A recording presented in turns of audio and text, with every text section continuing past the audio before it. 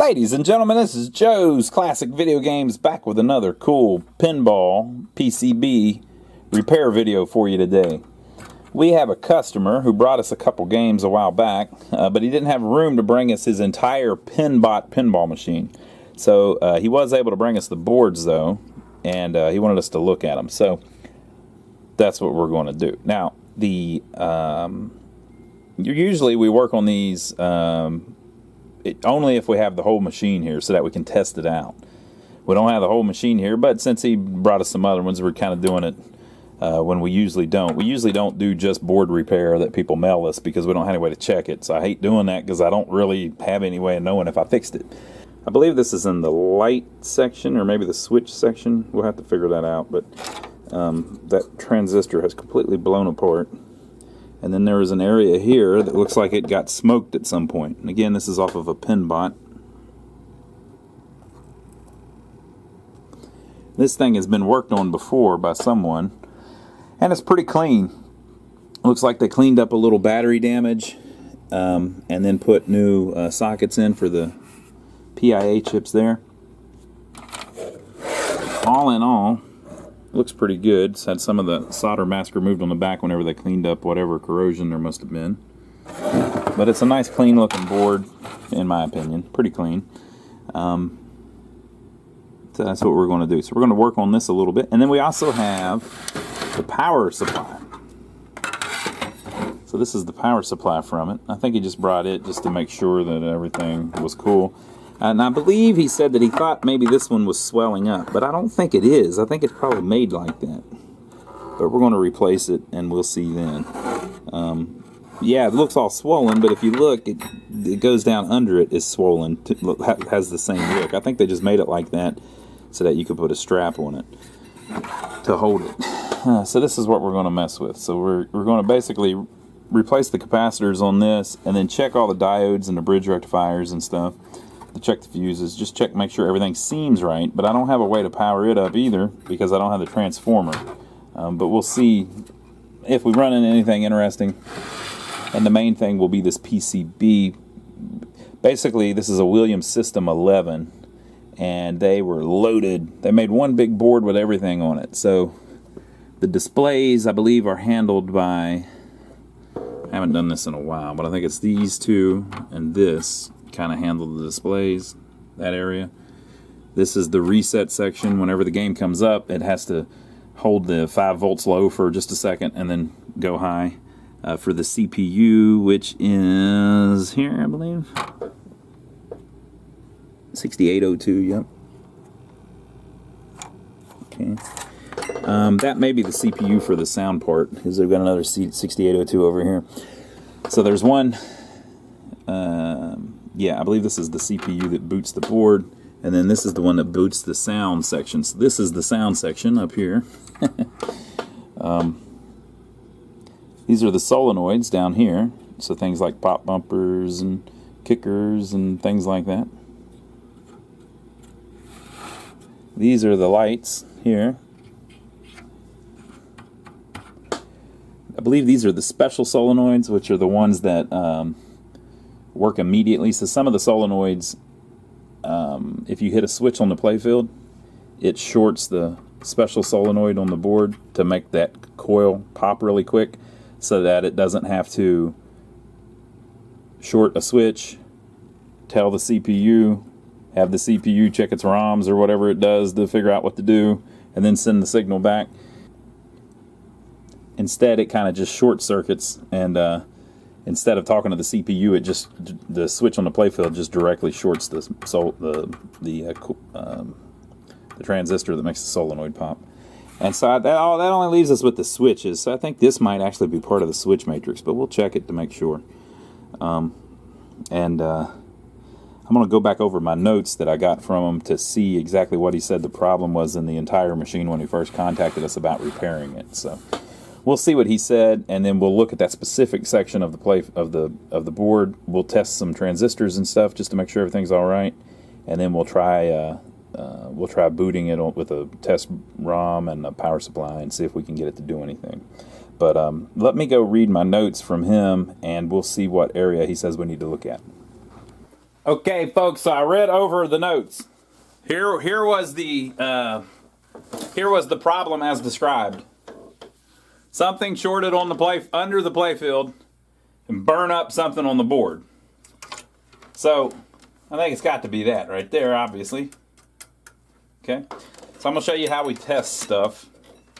You don't really even have to know what you're looking at on something like this, because there's so many of the same exact transistors, right? Or whatever they even are. Let's see what they call the thing. It says a 2N6427, and then these are just simply 2N3904s, and I can see this one is destroyed too. This one's destroyed, and that one's destroyed. Okay. So, how can you test them? Well, on these, I would test it from the back. See how you've got your rows of them here? Again, we don't really even need to know the pinout of them or anything. I've got my multimeter set on diode check. I'm going to go to this first one here. And I'm going to put the red probe on the middle leg and then see what the voltage drop is between the middle leg and the left leg. So that says 0.580. That's typical on a transistor. Most of them will be between 0.4 and 0.7. 0.580. And then if I leave the red probe on the middle leg and go to this other one, I'm getting 0.122. So is that wrong? I don't really know, but we can check another one and see, right? So this one, similar, but a little different.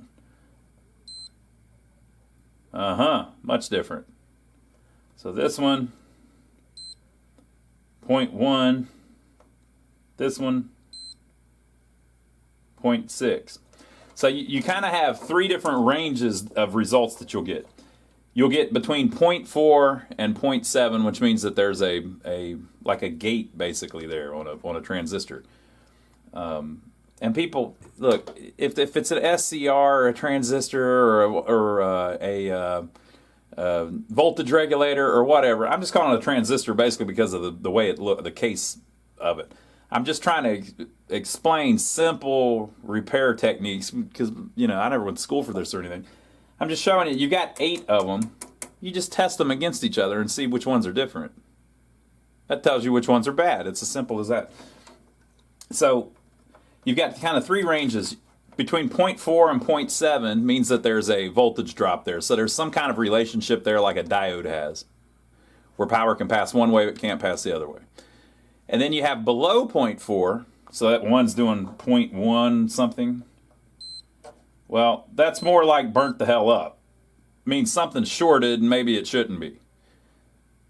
Now sometimes, since they're still in circuit, there's a reason for that. Sometimes there'll be a resistor across a couple legs, and so that's just what they're all going to measure in circuit, and you would have to remove it from the board to test it. But that's not what we're doing. We're just trying to look around and see what we can find with just a multimeter, right? So you can have between 0.4 and 0.7, which means that there's some kind of diode, voltage drop relationship there. Or you can have, if you've got below 0.4, then it may possibly be shorted. So 0.1, it sounds like it might be burned up, that one, right? And then you can have above 0.7, which usually means that there's no relationship there, so it's not connected, right? So I'll show you what I mean by that. So on this one again, we're getting 0.122 going that way. We're getting 0.579 going that way. Now if I were to reverse them, and now we put the black probe on the middle leg, I'm getting 0.579 between it and the left one, and 0.122 between it and the right one. To me, that seems like that's probably messed up. So I'm going to jump up here to this one on the top that doesn't look like it's been burnt up yet. Okay, so see if I've got the black probe on the middle leg and the red probe on the outside leg, I get 1. So that's not really all that significant. It's above 0.7. There's not really a voltage drop there. It doesn't seem like it has like a diode relationship. Now, basically this red probe is sending out a little bit of juice and this black probe's catching it. Right? So again, if I put the black probe on the middle, the red probe on this one on the right, I don't really get a measurement. I get 1.2, which isn't really significant. It's not a short, and it doesn't have a voltage drop. It's up above that. Okay, so which one's right? You don't really know. So you got to check some more of them. Now you could look up the part number, look up the data sheet, and everybody will tell you to do that. Oh, look up it should be between the collector and the emitter, it should be blah, blah, blah. You don't need to know all that. You just need to measure them against each other. That's all you got to do. Okay, so let's jump over to this one here. Again, black probe in the middle leg, red probe on the outside leg. See, I'm getting something similar to this one. So now we have two that test pretty much the same. Let's jump to this one. Oh man, now we're getting back the other way. Oh look, between those two it's pretty much shorted, but that's the one that's burned up. The whole front of it's falling apart. So let's try on this one. So here's one. We're getting pretty much the same type of measurement. Now if this instead of saying 1.278 said 1.1, it would actually kind of be the same reading, because you're just looking in the zones. Is it less than 0.4? Is it between 0.4 and 0.7? Or is it above 0.7? And we'll do more of them here so you can see what I'm talking about. Okay, so now we have three of them that test the same, right? Now we have four of them that test the same. Now we have five of them that test the same. This one doesn't. This one doesn't. And this one looked burnt up too.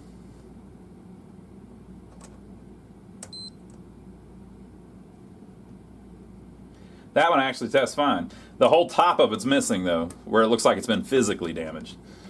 Okay, so now I'm gonna reverse the leads and go the other way. Right? So on this top one, between the red with the red lead on the middle, the black lead on the left, I'm getting 0.6. So that's a voltage drop. It's between 0.4 and 0.7.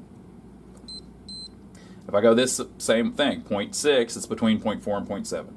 If I go over here, 0.6, 0.6. Go to this one that we think is bad, 0.5. Shorted that way, so this one's bad. This one that tested fine the other way. See, look, it doesn't test fine that way. So it should be a voltage drop between 0.4 and 0.7, but instead we're getting 1.4. So the power that's coming through the middle leg is not coming out this left leg. These are not technical terms, obviously.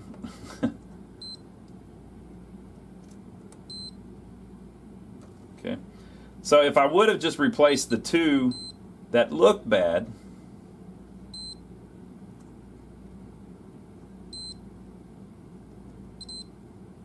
right, then I would have missed this one.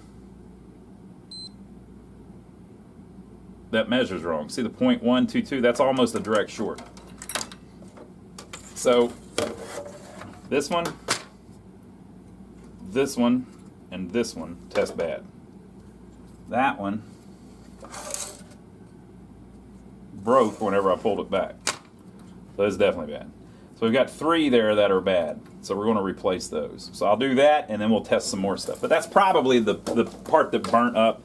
I'll look in the schematics and see if I can figure out what switches and stuff that would have connected to as well, just so that we can know maybe what else to look at or whatever.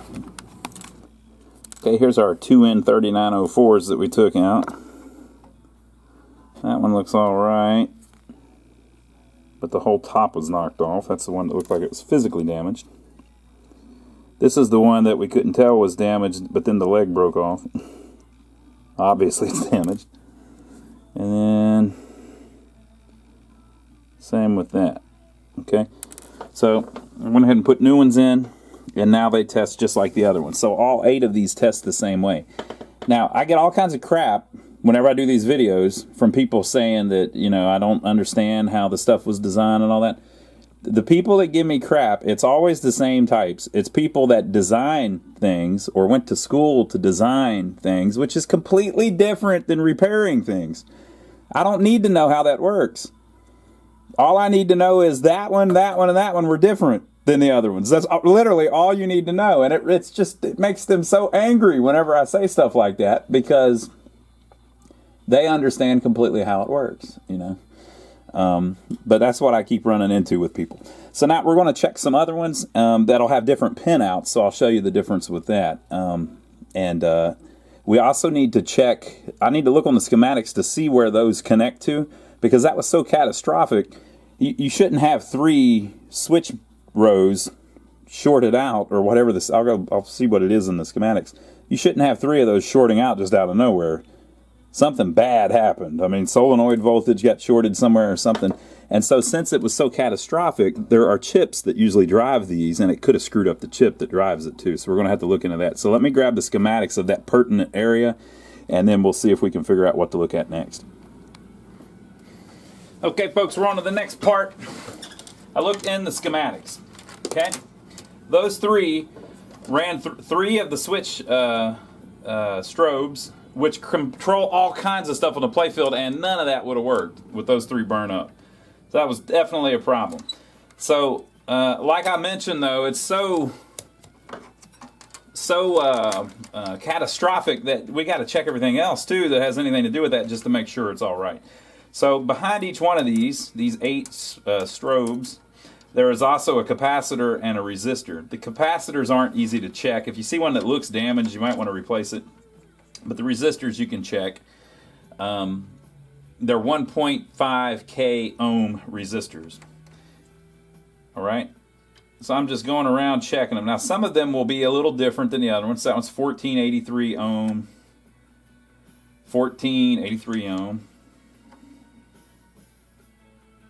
1485. 1477.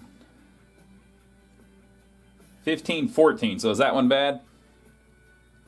Not really. It's so close. I mean, it's like, you know, it's within tolerance, basically. These resistors usually have like a 5% tolerance. So it'll be, if it's 1,000 ohms, it can be 5% off. So it can be 50 ohms off. Is that right? 50 ohms off on 1,000 ohms. So if it's 1.5, it could be 75 off. And this particular one is like 14 off, because if it's supposed to be 1.5K, and the other ones are all off too. They're just low, you know. Right? This last one looks bad. It's definitely had some current through it. It looks like it's smoked a little bit, but it still tests fine. So am I going to leave it? Not on a resistor. If it looks like it's smoked up and it's starting to come apart, they're made out of carbon and crap, you know, I'm going to pop that thing out and put a new one in it. So let me swap that one. We'll pop a new one in, and then we'll check some more. Basically, the other thing that is used in this circuit is you have this one resistor pack here, this resistor pack here, and then this U40 chip. Everything runs through that. And then it's controlled by the PIA. But you're not likely going to get a problem where something on the board burn up, then the transistor burn up, then the resistor burn up, then the buffer burn up, then the PIA burn up. It usually doesn't go that bad, but we very well might have a problem on that chip, so I'm going to check it. Okay, folks, so I swapped the resistor. Brand new one. Don't use used resistors, people. They're very cheap. Okay, so the next thing that we need to check is the resistor packs. So the resistor packs are those long, thin things there. Those are a bunch of resistors in a line. So there's 2 of them here. Now on the System 11 boards, Williams used some weird little freaking things that had capacitors and resistors in the same thing. That one is one of them. It says SRC6. So R stands for resistor, C stands for capacitor. You notice this one says SR15, that one's just resistors. It's a thing. Sometimes those go bad. So if you run into where you've got switch problems, sometimes that resistor capacitor pack is the problem. You can update that with a new one, but we don't know that that's the issue yet. So I'm just going to check it with a multimeter and see what we figure out. So how do you check these resistor packs? Well, this is them right here, and this is one right here. Okay, if you look, see this thicker trace here? So that's one of the common connections. And then you have this other one over here that's connected to ground. One of these sides is connected to a resistor to each one of these lines. And one of the sides is connecting a capacitor to each one of these lines. You don't really have a way to test the capacitor with a multimeter, but you can test the resistor. So I believe the resistor is connected over here. So we'll see. So there's a common pin and then a pin for each resistor. So you can just check it like individual resistors. So if I put my red lead on the common pin and then move to here, I've got 998, so it must be a 1K resistor. And then move to the next one, 1003. Next one, 1148. That one's a little high. Move to the next one, 1028. Move to the next one, 1000. Move to the next one, 1000. Next one, 1100. Move to the next one, 1000. Okay, so this last one is actually just connected to ground, because that's where the capacitor connects, so that's not really important what that is. So that one is a little high, 1138, which means it's 13% high, 14% high. Pretty borderline, a little over the borderline, so we might have to replace that resistor pack. Let's check this one up here. 4.71K. 4.71K, 4.72, 4.71, 4.71, 4.72, 4.71, 4.71, 4.71. Okay, so that one's perfect. Okay, so did I need to know that that's a 4.7K resistor? No, there's 10 of them. You just check them. And plus, it may be arranged in some way where you only measure 2200 ohms as you're measuring it on the board because it's something else that's connected to it. You just need to look for stuff that's different. So we found something that's different on this one. So this one of the resistors is a little high, 14% high. It's probably bad, right? So we probably got to put that in. I don't know if I've got a 1K resistor bus. Let me look and see if I've got one. If I've got one, we'll swap it. If not, we'll order one. So we're looking at that. Okay, so the next thing that it went back to was this chip here, this U40 chip. Let me turn that back around. It's a 74LS244. What does a 74LS244 do? I really have no clue. I think it's a buffer, right, which just means it kind of amplifies the signal.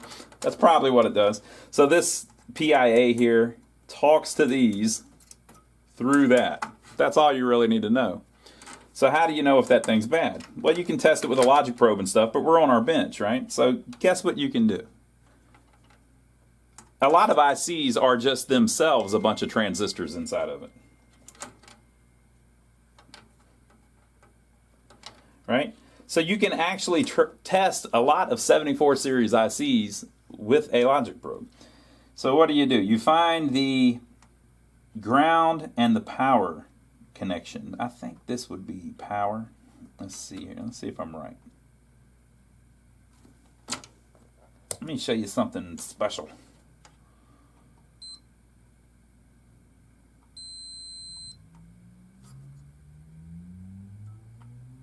Let's see if this even works.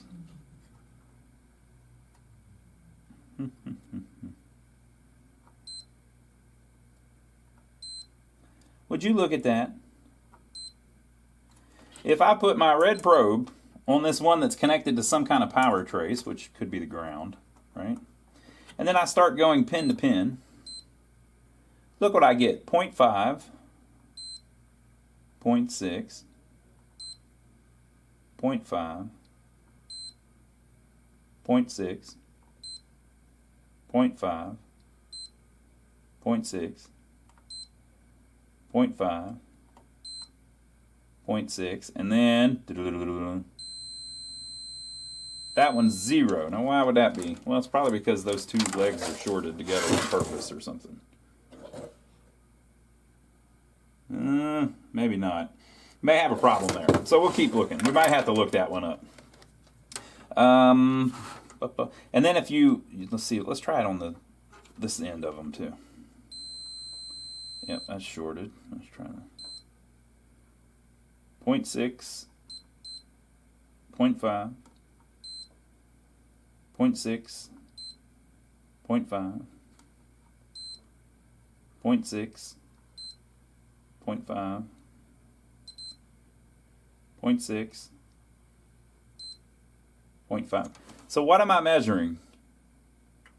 I'm sending power through that pin, through the little transistors and crap inside of the chip, and then checking it on the legs.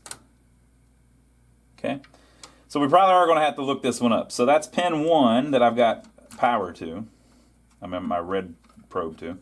Pin 10 here is a dead short to pin 1. But if you look on the bottom, it's shorted to pin 1. Pin 10 and pin 1 are shorted together. Okay? And then my other one that I need to worry about is pin 19, which I think is the one that, isn't that the one that tells it what direction? So it's also shorted. So pin 1 and 19 are shorted. That may be a problem. Okay, and then pin 1 and pin 20. Pin 20 is going to be the 5 volt. So you can actually do the same thing on pin 20 since it's the where it's getting its 5 volt or ground or whatever. So each chip has a 5 volt running to it and a ground running to it, right? So pin 1 is one of them, pin 20 is the other one, okay? So now I'm checking the same pins and their relationship to pin 20. And you see I'm getting a similar pattern where none of them are connected. Power cannot go that way. It's because basically it's a bunch of transistors, which are basically diodes, and there is a relationship between the ground rail and the power rail, which is 1 and 10. Okay.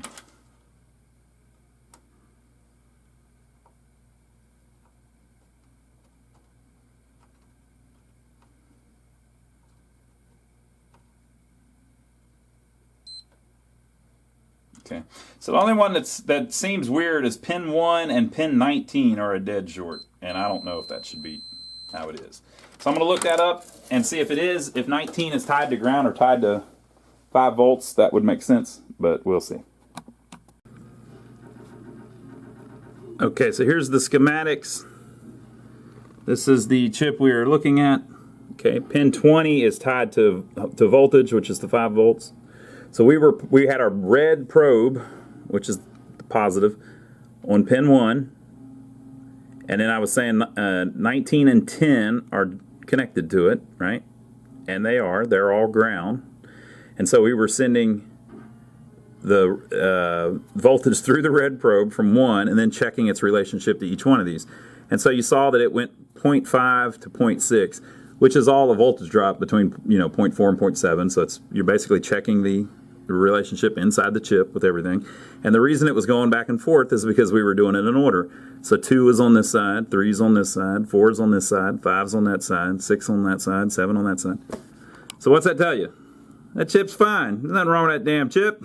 And then we put the black probe on the voltage, and then checked all of the pins, and there was no voltage, couldn't get through the pins to the positive voltage.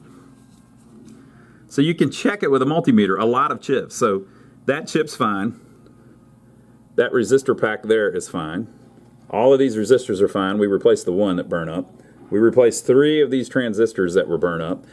And this resistor capacitor pack, SRC6, one of those is a little high, a little questionable. So I'm going to go see if I've got that. You can see right there on the schematics too, it says that it is in fact 1K resistors, 1.0K.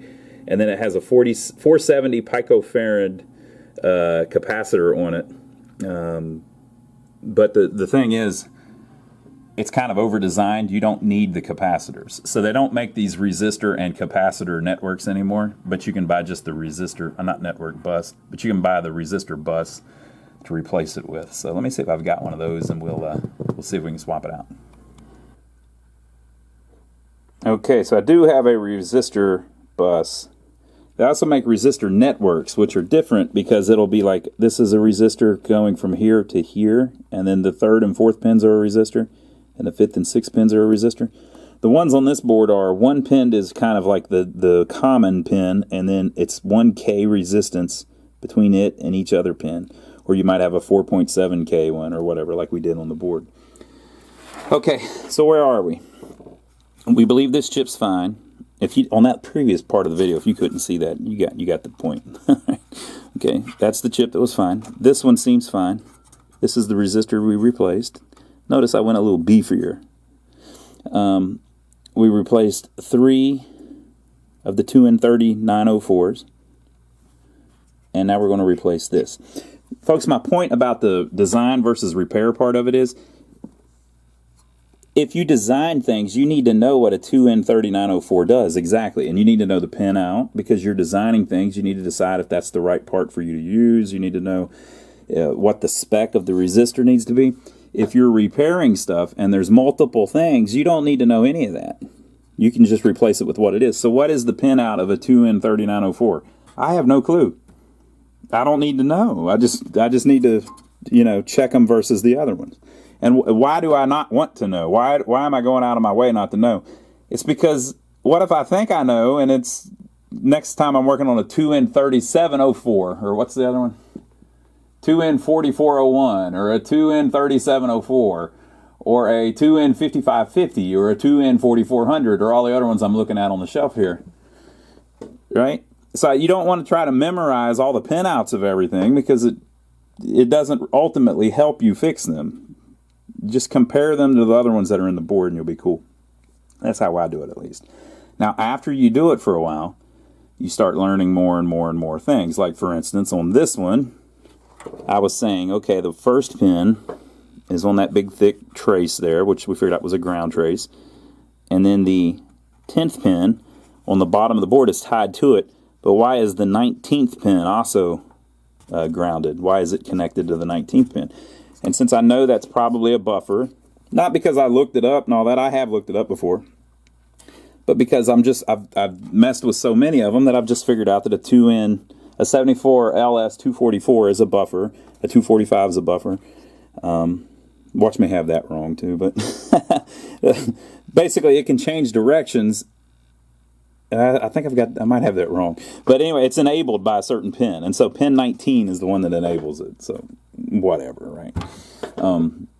So I kind of just remembered, wait a minute, I think it's supposed to be like that, blah, blah, blah. So after a while, you learn a little more, you pick up a little more. I'm going to go look and see if that is a buffer so I can correct it before the trolls down below do. Okay, it is a buffer. And pin 1 and pin 19 are the output enable for the two different banks on it. Okay, and then the pin 10 is the ground for the chip. Pin 20 is the 5-volt for the chip. Okay, so let's swap this one out with my bus here. And like I mentioned, it has the capacitor on the other side, but you don't have to hook that up. And I've heard that this is a problem with like phantom switch closures and stuff like that. If I take that out, it'll also give me a chance to clean this up a little bit over here where the smoke has damaged it a little bit. And, also the thing doesn't look very healthy. You see? So even if we left it in there, it looks like it's got heat damage, So it's probably going to give problems. Especially the capacitor component of it might screw up. Okay, so let me swap that out. So that's what it looks like with the new one in. See the little dot on the board? That's the end that the common pin goes to on the bus. So there's a little dot on that resistor pack too, because that's the common pin. So from there to any other pin is 1,000 ohms. From pin 3 to pin 2, or pin 3 to pin 4 will be like 2,000 ohms, because it's going to connect back to the common pin and then back to pin 4.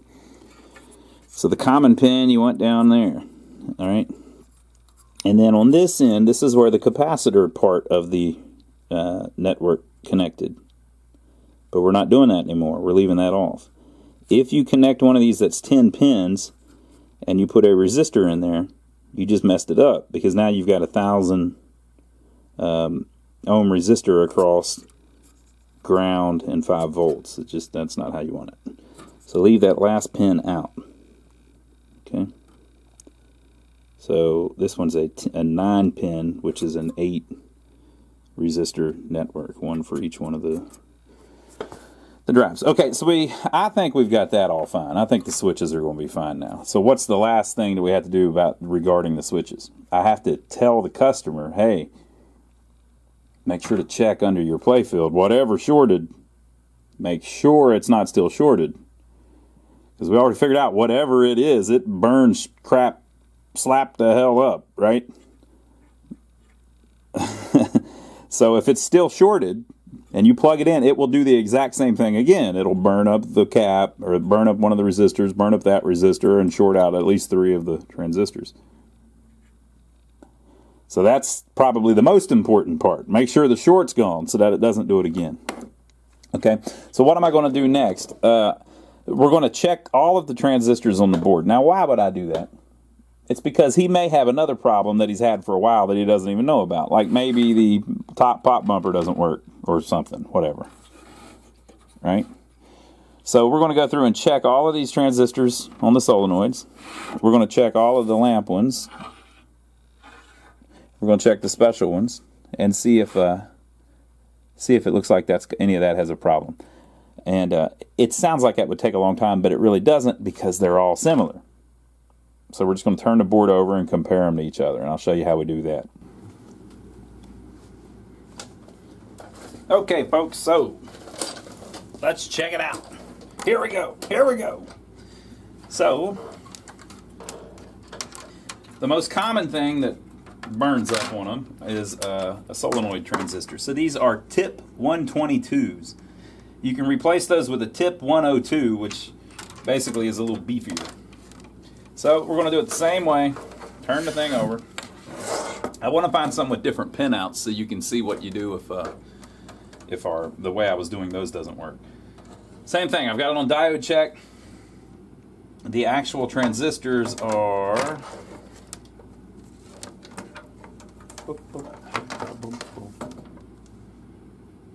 Well, if I can see them. Oh, here we go. A little hard to tell sometimes. These rows of 3 pins. 1, 2, 3, 4, 5, 6, 7, 8. There's 16 of them total. Okay, so we're going to do the same thing. Now you got to mess with it a little bit till you figure out the pin out just by messing with it. So we're going to put a red probe on the middle one, black probe on the outside one. No measurement. No measurement. So we're going to reverse it. Okay, between those two it's 0.515. And see, that way we don't get anything. So you can go back to this. Well, maybe I didn't have it on right. 0.515. There we go. Yeah, it's the same thing basically. With the black probe on the middle leg, measuring to the outside legs, you're getting 0.5 both ways, right? So you go through and you just check all of them and see if they're all similar. If you find one that's weird, then we'll analyze it further. And what I like to do is, just to kind of be thorough,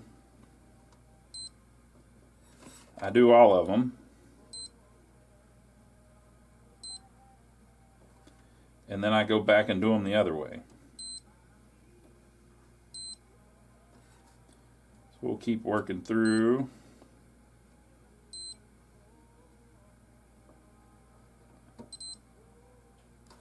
Sometimes if you're not on the pin very well, it won't give you a good measurement. So notice how we have no clue what the things do. We don't know what the pin out is really. I mean, someone who really knew their stuff or who had been educated could tell what the pin out is just from the way this is working. But we're just using the diode check to check like items. This works on transistors. Diodes you ought to be able to figure out. There's just a line. I mean, it's easy to check diodes, but transistors, voltage regulators, things like that.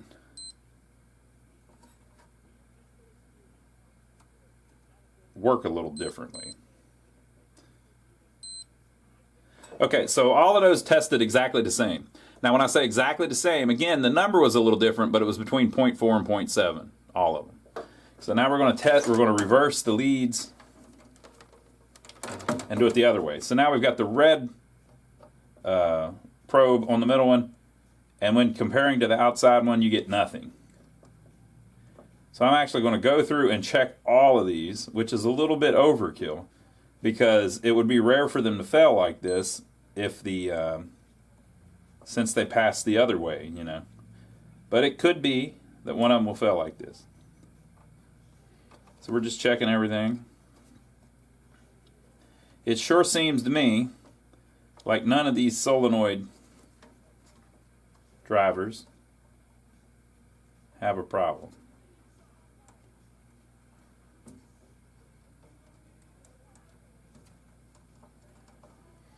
Now, if you had a situation where the pre-driver on the transistor was burnt up, usually you would find it doing this too. So there is a smaller transistor right here connected, and if it's messed up, it would make this measure bad, right? So they're all kind of tied in together. So you've got the main driver and then a pre-driver.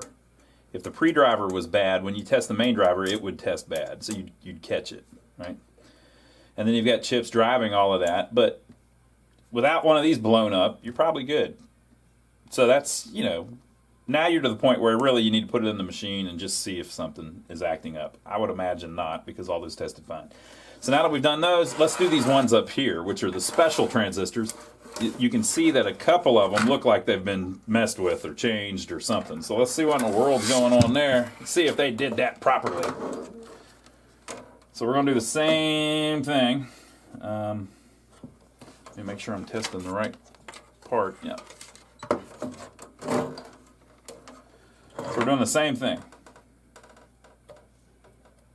Red lead on the middle, black lead on the outside, you get nothing. But if you reverse it, black lead on the middle, red lead on the outside. So look at that one, 0.484. That's lower than 0.5, but it's not lower than 0.4, you know? I mean, it's pretty close. And I've been saying 0.4 to 0.7, right? But it's something to think about. That one's a little bit weird. A little less than 0.5. That way it's almost 0.6, okay?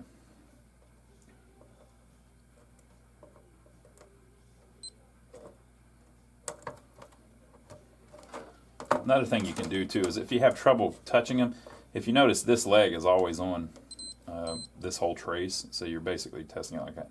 Same thing, 0.5 to 0.6.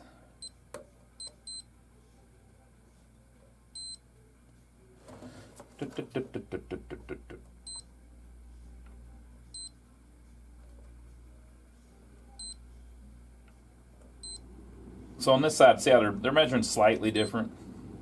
0.529, 0.580, a little bit different than they are on this side. It's because these have been replaced. So they may have actually used a different part number. Let me see what the part number is.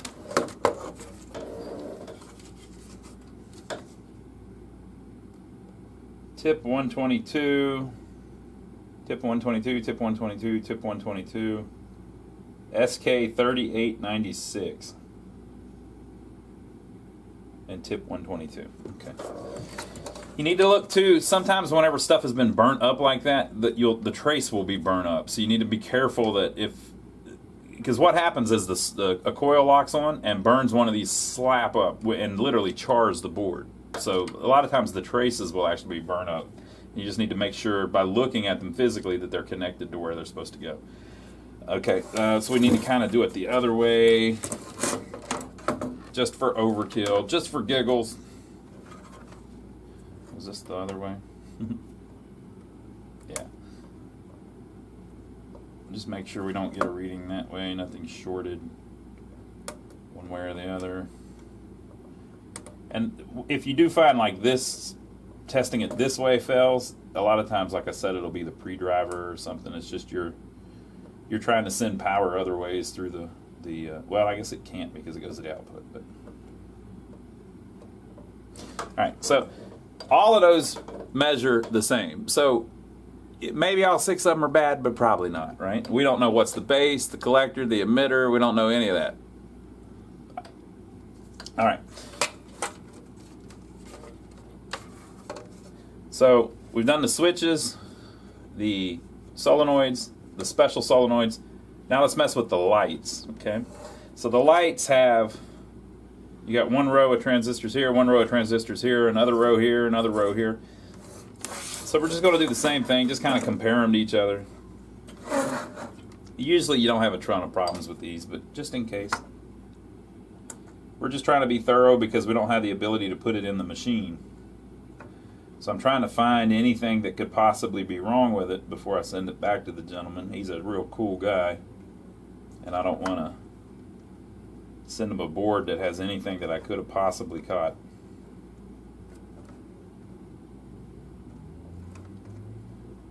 So I get no measurement that way.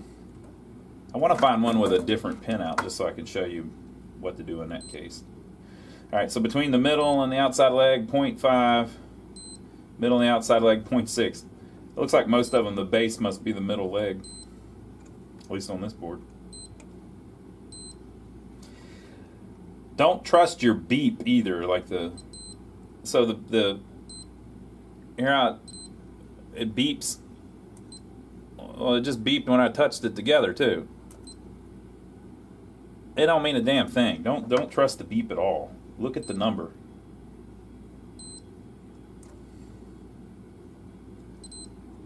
People do that with continuity too. The continuity test on a multimeter is useless. It has no function that is purposeful at all. 0.5. See how these on them, there's 0.667, it's just a higher thing. It's just it's a different component, so they're all like that, but it's set up a little different. So I just checked all of those while we were sitting here chatting, and they're all similar. They're probably all fine.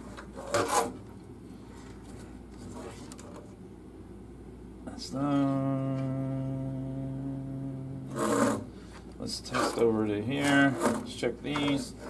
I hope you can see it. 0.5 that way, 0.540 that way.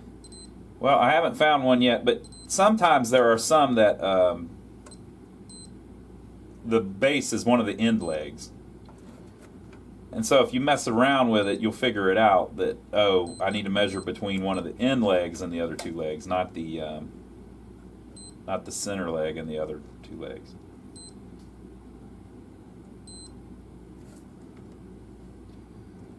So, I mean, you can spend a lot of time looking up the data sheets and figuring out which leg is which. Or you can just jump right in. And again, I'm not telling somebody they're wrong for doing that or that you shouldn't learn. Yeah, learn. If you know it, that's fine. But I'm just saying, don't come complain to me. People give me so much crap. All I'm trying to do is have a good time, people. Keep the pinball machines working. Keep the arcade games working. I'm not telling you that I know it all. I don't know it. I'm telling you I don't know it. I'm just saying this will find screwed up stuff. We can say with confidence that the solenoids probably all work, the switches probably all work, the lamps probably all work, because we just checked most of those. I'll check the rest of it here in a minute. The special solenoids probably all work. It's just we're doing pretty good, so we'll check the rest of it here in a minute and see how it goes. Okay, folks, so I can't find anything else wrong with it. Again, his message was just the switch area, so we think that's the deal. And also, like I said, we don't typically work on just boards. We usually want the whole machine so we can test them out and everything. You can boot these on the desk, by the way, on the bench. Basically, you provide power to it, and you can boot it up, but you have to add a like an LED and get a test ROM, put the test ROM in, and then check the LED code on the probe, and basically check for activity on your CPU and things like that. And it's just such a complex board as far as having several different areas of things that it does, that if the thing was dead and not booting, or we thought it was dead and not booting, we'd probably do something like that. But it's just a lot easier if you have the whole machine, so you can put it in and just see if the thing boots up whenever you turn the machine on. So I think this one's good to go, but we'll see. We'll see what happens whenever he gets it back, and we'll make sure to tell him, hey, make sure you check out what it is that shorted that out. Now, he also sent us the power supply. So we're going to do what we usually do on these, which is recap it, and then we'll test all of the transistors, fuses, all of that, and see what we get. But we're kind of in the same position where we don't have a machine to put it in to fully test it. But we can see what's going on. I wonder if he's got LED displays too. If he has LED displays, basically this high voltage area you don't need, right? But we'll check that and see if any of this seems messed up. Looks like someone has upgraded it before with new resistors.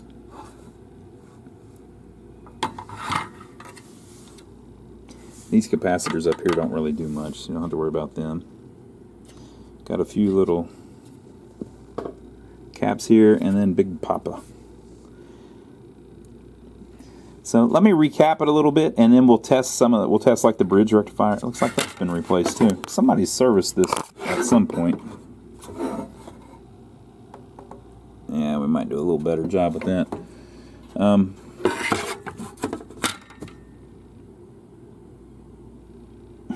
Maybe we'll find something shorted, and that was what was going on. It looks like that fuse maybe blown. Maybe we'll find something. I don't know, but I'll replace some of these caps, and then we'll work through it a little bit and see if I can find anything that seems like it's problematic.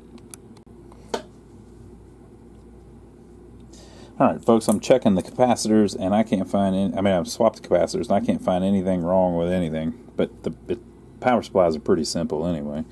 But I figured I'd show you how to check a bridge rectifier. So it's got that big bridge on there that someone has kind of high-watered, which isn't a bad idea. Make it run a little cooler. They put big long legs on it. I just put a little more solder on it, not because it made a better connection electronically or electrically, because the legs are very thin anyway. So if the connection is bigger than the legs, it doesn't really help any, right? But just because of physical thing, you could, the way they had it, if somebody knocked that or something with it sticking up in the air like that, it might break it loose from this little minor connection that it had. But maybe not now.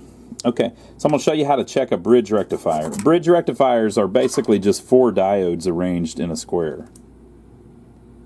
So the way you check a diode is, let me find one here and we'll check it. Let's find a nice pretty one with my chopsticks. This is actually a diode. We'll talk about them here in a minute too. This is the high voltage section. That's a diode. So you see the little black band? That means that power can't run from here to here. But power can run from here to here. The black band stops it from coming in one side. That's basically all you need to know. Anode, cathode, all that stuff.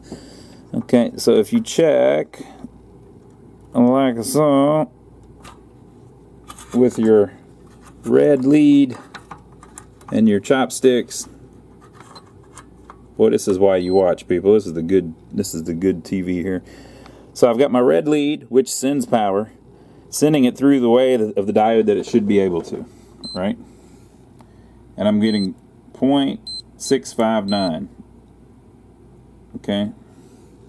So once again, it's between 0.4 and 0.7. That's the voltage drop that you get when you run through a diode, through a gate or whatever. Well, I shouldn't say through a gate, through a diode. All right, sounds good. And then you can turn it around and test it the other way, make sure power doesn't go back, and it doesn't. Okay, so a bridge rectifier is just 4 diodes arranged together. And once you know how they're arranged, it's real easy to test them. So what you want to do is, a bridge rectifier, usually the way they use it is they have 2 AC lines, like an AC voltage, coming into it, and it puts out a ground and a positive voltage, a DC voltage. Okay, so if you look on this one, it tells us that this pin is the positive. This pin is the negative. So that's the positive DC voltage and the ground of the DC voltage. These two are the AC voltages. That's the inputs. And a bridge rectifier, because of the arrangement of the diodes, is turning the AC voltage into DC voltage, right? So the way you check them is very easy. You find the positive leg. Now the two ACs, by the way, are interchangeable because that's how AC voltage works. So the positive leg, you're going to take your black lead, which black, negative, red, positive, right? You're going to put your black lead on positive, and then you're going to put your red lead on one of the ACs. And you get 0.450. So why is that? It's because you're measuring across one diode right now. 0.4. So the secret to the whole thing is that positive, you put the other lead on it. You don't put the red, you put the black, right?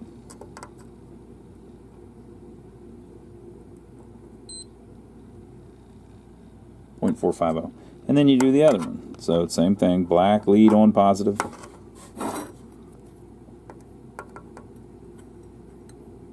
Red lead on the other AC. 0.446. So you have just checked the diode from there to there and from there to there. So two of your diodes are checked. Now you got to check these other two. So how do you do that? Very easy. The negative leg, you put your positive probe, the red probe, right? And you check to one of the ACs. 0.443. So we're checking across a diode inside the thing right now. And then for the last one, you do the same thing. Red on negative, and then the black probe on the other AC that you haven't checked yet. 0.432. Easy peasy. So that bridge rectifier is just fine. Okay, but I did find one thing wrong. So I have to order this big cap. I don't have one. I've got an 18,000 microfarad 18 volt, and it needs to be a 20 volt. Boy, I'm tempted. I'm tempted. Man, I'm tempted to put an 18 volt in where there needs a 20 volt, but I'm not going to, because that would be wrong, and it's a customer's game. I'm not going to do you like that, James, if you're watching. So I'm waiting on the proper cap there. And then I have these, but since I have to wait for this, I don't have these in axial though. But since I have to wait for this one, I ordered those axial too, and we'll just wait for them. So that it's got the nice pretty ones. These are 100 microfarad, 160 volt capacitors. This one I swapped, this one I swapped, this one I swapped, though this one I swapped, and this one I swapped. But we're waiting on those three. Okay, but here's what I found. This fuse is blown. These three are fine. This one's blown. Let me show you a good way to test fuses too. Okay? If you test a fuse like this, right, with your continuity, with your multimeter,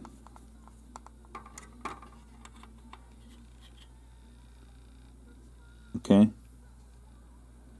See how it's 0.2 ohms, 0.1 ohms. So my meter, whenever they're grounded together, it usually reads 0.1 or 0.2 because the leads themselves have some resistance in them, right?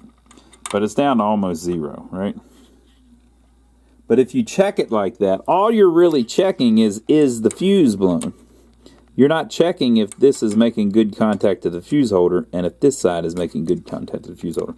So a better way to do it is to check all the way across the holder. So if I can, for this instance, to check from the board to the other side of the board. 1.8. All right. So is that one bad? Let's check up on top of it.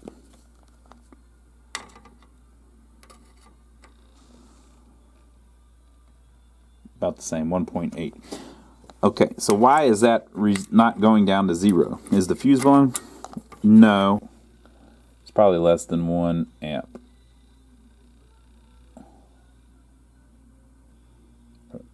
Low resistance, I said. Okay, yeah, it's a 1/2 amp fuse.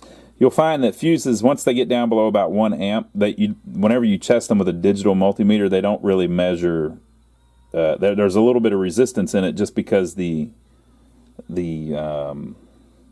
for it to blow at 1/2 amp, it can blow with 1/2 amp of current will blow it, right? So the little teeny bit of current that is coming through the meter that the meter's using meets with some resistance just because the filament or whatever that blows is so small inside of the thing. So you don't always get down to like 0 ohms on a really small fuse.